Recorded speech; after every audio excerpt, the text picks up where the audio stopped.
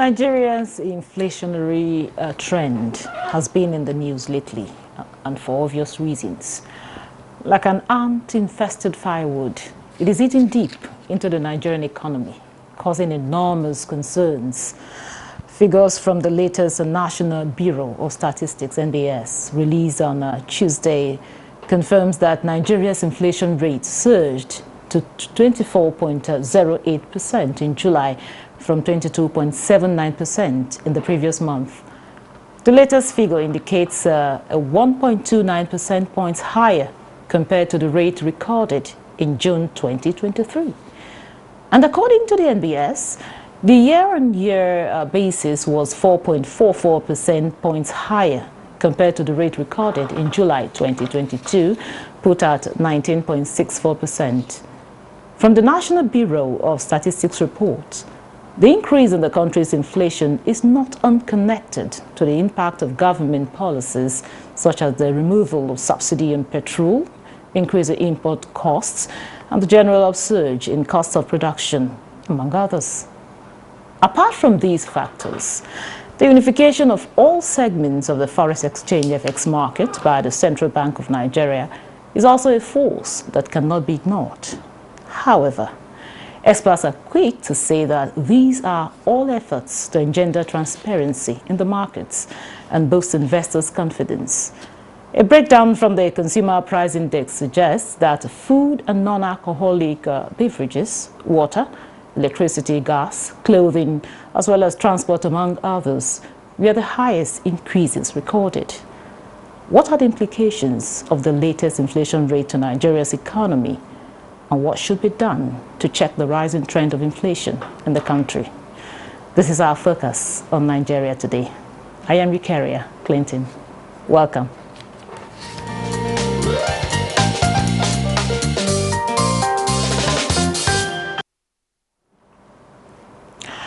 Joining me to discuss the latest inflation rate in Nigeria is Ni Akinshiju, an investment economist. Thank you for joining us on Nigeria Today. So now, you had the intro there. The level of inflation is a source of concern to Nigerians. How would you describe the recent inflation rate? Well, the introduction to your introduction to actually provided the background, to an understanding of the topic, as it were, because you said you linked it to policy issues. In short, this is the shock, aftermath of policy application, especially when an economy is being re-engineered. The two principal policies that had been applied in the economy since May 29, when the president was sworn in, are undoubtedly an injection. It is called it's like what you call the hypodermic policy. You jab, it's like jabbing the entity into a new reality. So what those two policies have done is to jab that policy, jab the economy in a way that shocks the economy into more activities. But before you get to have a return, on the policy, as it were, you have to go through a period of near crisis. So I think for me, this is the initial level of crisis that the economy would have to contend with, because it is undoing what used to be a balm on the economy, artificial balm on the economy. And of course, that artificial balm had not also led to a growing economy over the years. We have applied subsidy, for instance, subsidy to petroleum product, for instance, over more than 40 years. It has not helped the growth of the economy. And in fact, we have had more people, falling into poverty. We have had controlled access to foreign exchange, as it were, over the last so many years. It had also not impacted production nor productivity. So can we continue to do what had not been giving us results? You know, is there a need to change that template? But of course, in changing that template, there will also need to be some form of intervention going forward. I think we'll be this is what we'll be talking about. What is government doing to intervene? Is there any need for it? And I think yes, there's need for that intervention, and I'm also persuaded that already I see what government is doing. And possibly over the next few months, because it is not a short-term approach, over the next few months, we'll start seeing the impact of these new forms of intervention from the government. Yeah, okay. In the Central Bank of Nigeria in July raised its benchmark lending rate to 18.75%, which was also targeted at reducing the inflation rate. What would you say is responsible for this? Is it that these monetary policies are not working? It's a double whammy situation for Nigeria, as it were. You normally you apply increased benchmark, monetary policy rate benchmark, to treat inflation. And of course, that is a single linear approach where you think the problem of the challenge of the economy has to do with liquidity, high volume of money in the economic environment. And therefore, you want to restrict or moderate the volume of money in the economy. And that is why you have the benchmark rate increased so that the cost of credit goes up and it reduces the inclination for borrowing, as it were. That is, and it's called, it's a linear thing. But in the Nigerian situation, we have a multi-dimensional inflation feedstocks. So you have structural issues, you have problems with production, you are not producing enough, you have issues even with discretionary income, earnings and all that.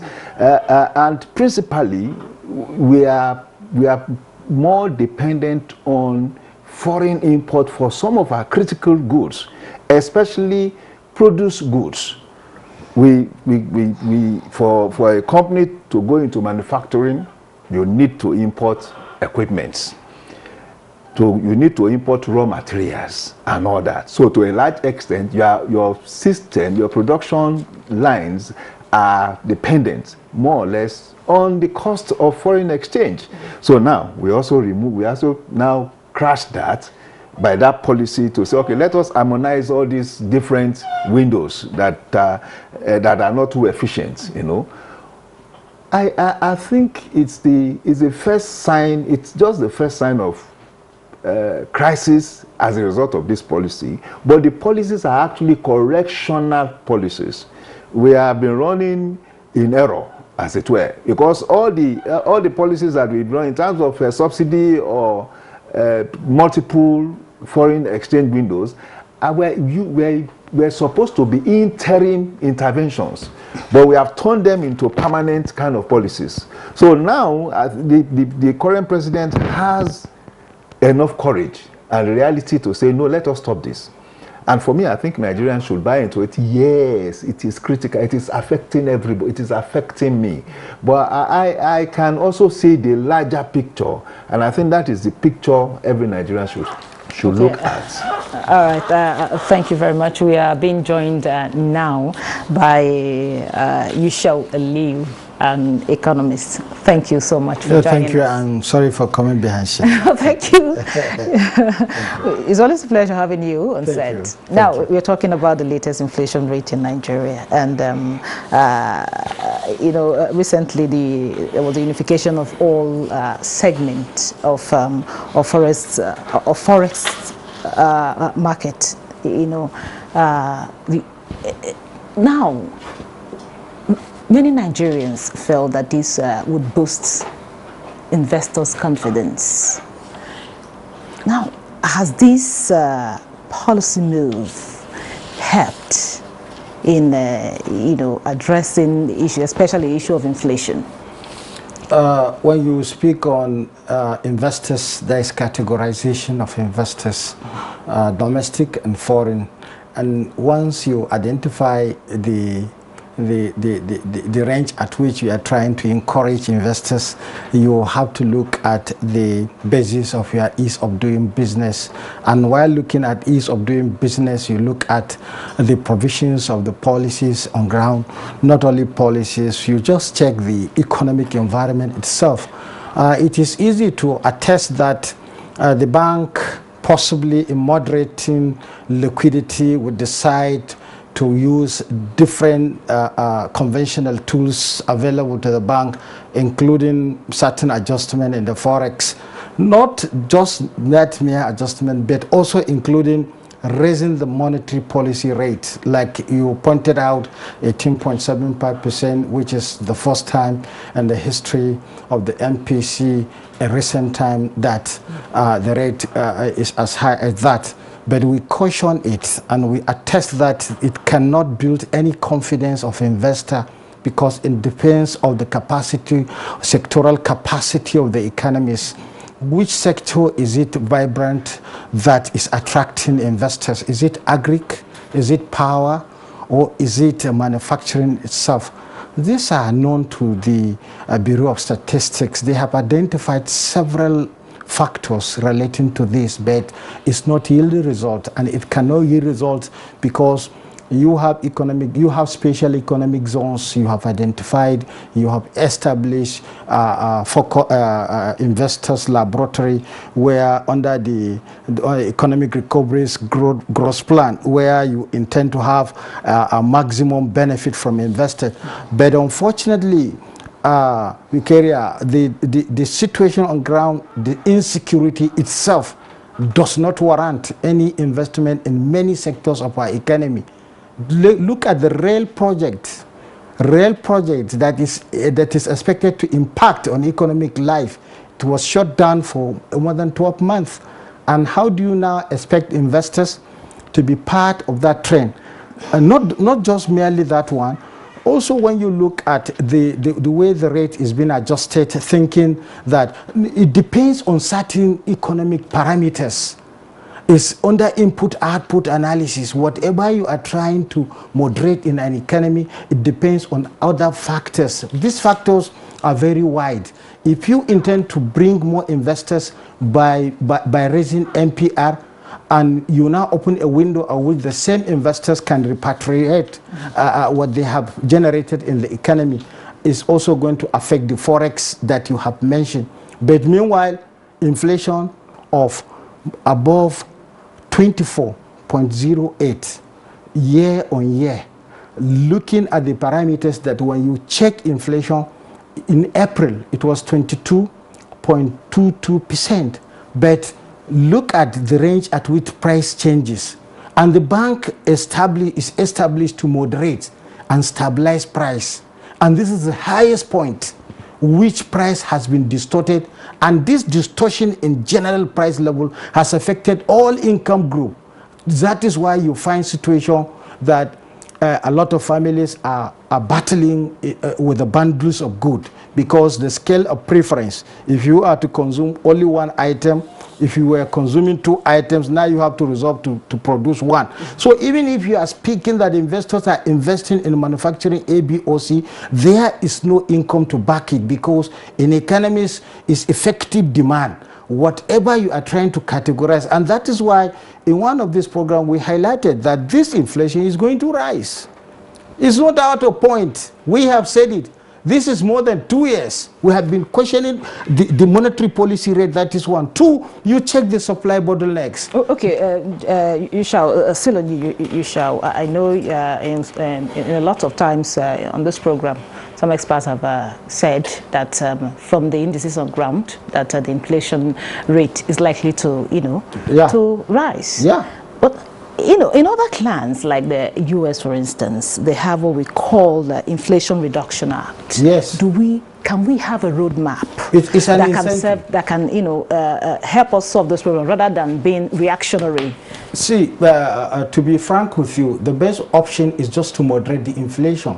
No matter what act you are bringing to as an inducement or as an intervention. So how can that be done? The simple thing to be done is that, look, American population, as you call it, America is aware of the structure of the population, and they are aware of the consumption pattern, and they have not decided in any policy to limit consumer preference. In our own, we intended, and I have argued it time with that number, there is no way you force consumers to be consuming only rice. And by consuming only rice, you shut all the borders, and you expect supply to meet the growing population. The growing population of over 216 million. What is the metric ton required of good A, good B, good C at different intervals? And what is the income package that will regulate and facilitate effective demand in that economy? Let me give you an instance. Under minimum wage laws in Nigeria, where you peg 30,000 naira. 30,000 naira was pegged when bag of rice was 8,000 naira, 9,000 naira, locally produced. This is foreign. Foreign rice was 8,000, and locally produced is around 6,000 naira. And you cannot unify and make extreme convergence to where you have a locally produced rice that is as the 50 kg is above 40,000 naira, and you still have a minimum wage at 30,000 naira. That is a single parameter. And if you now check those on flexible income, that is, they are the majority in the economy, and they depend so much on those who are going into the market at regular intervals. These intervals, they come with income. And if that income is being eroded, their purchasing power is being reduced. And if it continues to be reducing, the same thing goes back to the GDP. And that is why you find even investors, they look at the side of the economy, the growth of the economy, and then come and take part in the economy. Okay, recently in the news, or as a matter of fact today in the news, I saw the UK experiencing a fall in inflation in July. They had 6.8% as against 7.9% in June.